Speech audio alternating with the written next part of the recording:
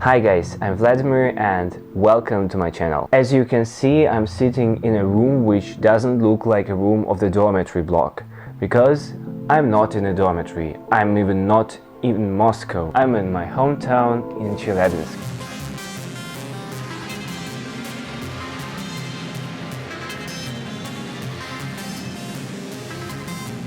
So today I want to tell you about the coronavirus in Russia, and I want to tell you about how lives of Russians have changed because of COVID-19. So everything started on the 18th of March when we received messages from the head of the academy about the quarantine, that our classes will be held remotely via different internet services. In the same moment I have booked flight tickets to Chelyabinsk because I used to think that it's better to be quarantined at home in your hometown with your family, and I think that was a right decision, because now in Moscow there is approximately 1,000 of infected people, just imagine. But my neighbors decided that they will stay in the dormitory because they don't want to go homes, because they will not be able to study there. They will be relaxed. And they asked me to help them to carry different products from the supermarket to our dormitory flat. So we went to the next district to a large supermarket. I have seen enough videos from America and Europe about people buying up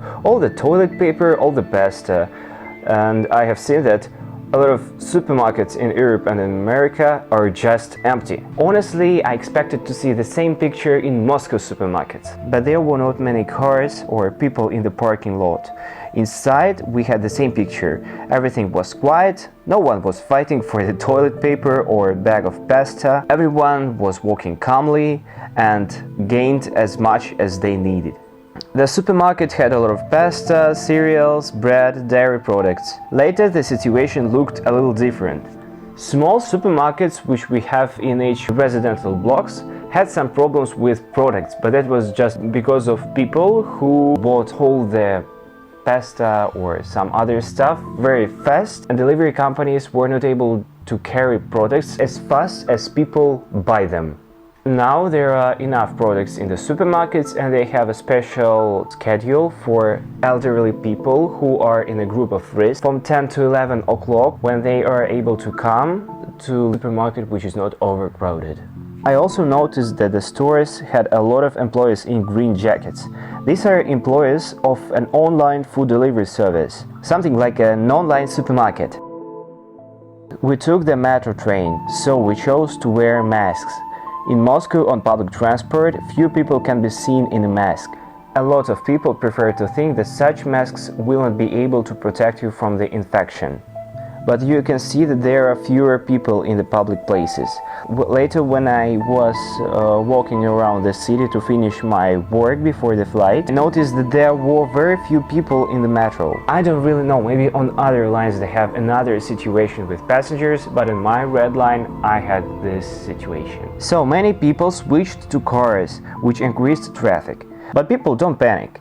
They used to go out on the streets. Now there are much fewer people there because of the quarantine, which was introduced by mayor's office. Also, the mayor's office decided to block social cards that provided free public transport trips for school children, students and elderly. If we talk about the discrimination, there is no discrimination. I haven't heard about any case of bad treatment of the Chinese people. Everyone understands that everyone can get infected, and discrimination acts will not help us to fight against the coronavirus. I was really surprised that a lot of pharmacies in my neighborhood were full of customers. We were not able to enter to the pharmacy. So I decided to look for a pharmacy in the interior of the neighborhood, and we found one that was empty. There were only 3 customers inside, and they had a piece of paper on the door which told us that there is no medical masks in this pharmacy. And in all Russian pharmacies there are 2 problems. There is no medical masks and sanitizers, but we don't have such problems with hospitals. In the evening I packed up my suitcase and took metro train to the airport. Normally I would have taken the train, but this time I thought it would be better to take a special bus that runs from the end of the metro line to Sheremetyevo International Airport. And I even saved 300 rubles. I mean, if you buy a train ticket, it will cost 500 rubles. And if you buy a shuttle ticket, a bus ticket, it will cost 200 rubles. So I've saved 300 rubles. After 40 minutes, I arrived at the end of the line and really felt me like in the game Detroit Become Human, in the episode where Kara and the girl crossed the Canadian border by bus. I found my shuttle bus and left Moscow. One of the busiest airports in Moscow was almost empty. Many flights were cancelled. The platform of the interterminal metro was also empty. The trains are usually overcrowded, and now there are only 5 passengers in the car. Also, I was very surprised by the waiting area before boarding. Usually, it used to be difficult to find a place, but now you may choose a seat. 3 hours later, my plane landed in Chelyabinsk-Balandino International Airport. In the next day, my parents and I went to the supermarket. Everything was just like in Moscow. There are products and there is no panic. But I found the stuff which we don't have in Moscow. Lines were drawn on the floor in the checkout area to keep customers at a distance. But I prefer to use self-checkout desks because you don't have to communicate to other people who can be infected by the coronavirus. So, and if we talk about the current situation in the country, on the 18th of March, when the quarantine was announced for school children and for students and for elderly people, the Prime Minister announced recommendations for all Russians not to leave their homes. The Prime Minister recommended to everyone not to leave their homes to avoid any contact with other people.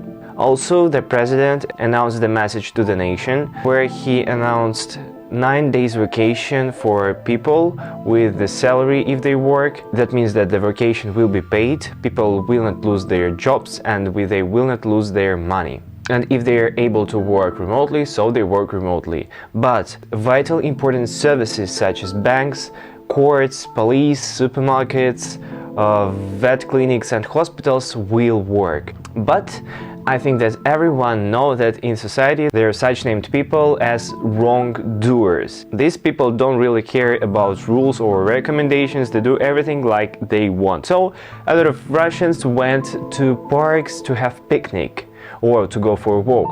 So as a result, we have 400 more people infected in Russia. We have a special application, it's called as Yandex. Yandex is the Russian alternative for Google, where you can get information about the coronavirus in Russia, the statistics, and here you can get information about what the coronavirus is, how to avoid the infection, which symptoms were discovered, and also here is the statistics. For example, in Russia we have 1,836 infected, 66 people were successfully cured, and unfortunately there are 9 deaths because of the coronavirus. Also here is the statistics about the coronavirus in the world, and here is the regional information about the virus. Here we can find that in Chelyabinsk region or in Chelyabinsk Oblast, here are 14 infected people. 10 of them live in Chelyabinsk and other 4 people live in other towns of the region. So today, on the 30th of March, the government had initiated a strict quarantine. That means that people are not allowed to leave their homes, only if they need to go for their workplace, if they work, if they need to go to a supermarket, to see a doctor, to go for a walk with their pet, but they are allowed to go for 100 meters far from their home. This is maximum distance. The situation is controlled by army, and I find it really cool because some irresponsible citizens can make the situation worse. So now we need to wait a little bit in our homes when the situation will become better. The government closed the border and now we don't have international flights. We have only evacuation flights to return our Russian tourists from other countries back to Russia. And inside of the country we have domestic flights and domestic rail is operated. So now I want to say, please stay at home with your close people, with your family, with your pets, with your PlayStations. Do different things, study, learn some new skills, read books, and stay safe, stay at home. For your elderly members of your family, for your elderly friends, please stay at home and be optimistic. Don't listen to pessimists. Be sure that everything will be good, that the vaccine will be created soon, in a few months. So we need to stay at home a little bit for our bright future. Don't forget to subscribe, to like this video, and switch the notifications on to know when I have published the new video. So thank you for watching and have a nice quarantine.